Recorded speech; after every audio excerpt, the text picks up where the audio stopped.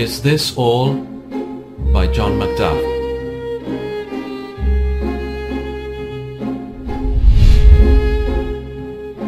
Since then you have been raised with Christ, set your hearts on things above, where Christ is seated at the right hand of God.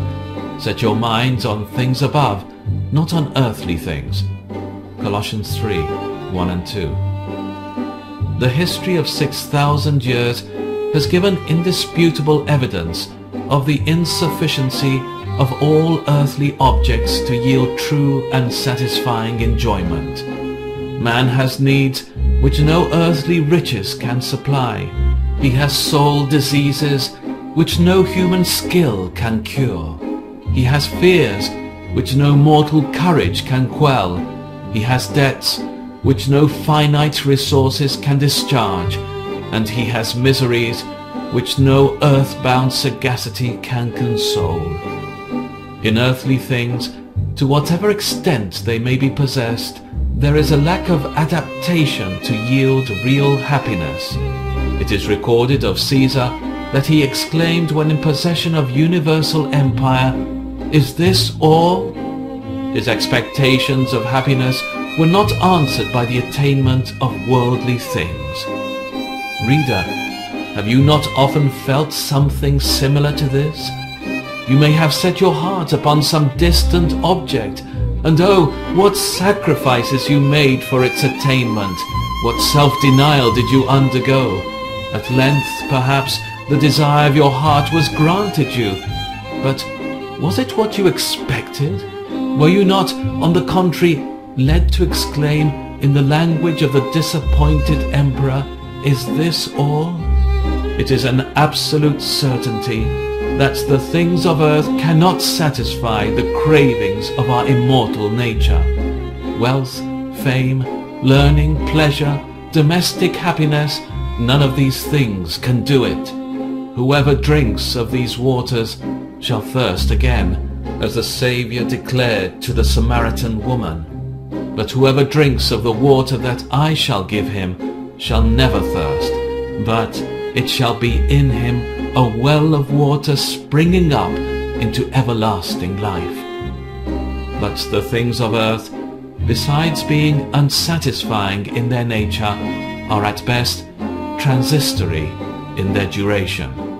What are riches? Uncertain is the epithet which the pen of inspiration employs in describing them. 1 Timothy 6:16. Will you set your eyes upon that which is not? For riches certainly make themselves wings. They fly away as an eagle toward heaven. Proverbs 23:5. What is pleasure? Something that is only for a season. What is wisdom? More precious than rubies, if it is the wisdom which comes from above.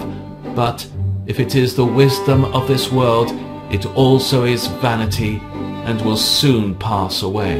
What is fame? Often a bubble, no sooner blown than it bursts. Yes, the earth itself is only temporary. A Roman general on one occasion, when elated by the splendors of a triumphal entrance into the imperial city which had been awarded to him in honor of the victories he had won, exclaimed, "Ah, that it would continue!" But, alas, it did not continue. All the glittering pomp soon vanished. It floated away like a fleeting dream. And so with all earthly bliss, it will not and cannot continue.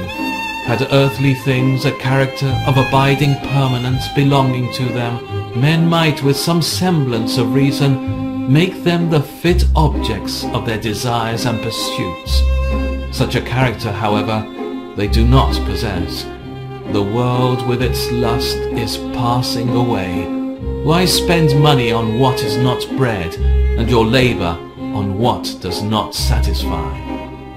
But, O blessed heavenly world, this fullness of joy, this unclouded vision of God and the Lamb, this sweet fellowship with saints and angels, this day without a night, this sky without a cloud, this sea without a ruffle, these ravishing melodies, this seraphic transport and exulting joy, they will continue, and that forever.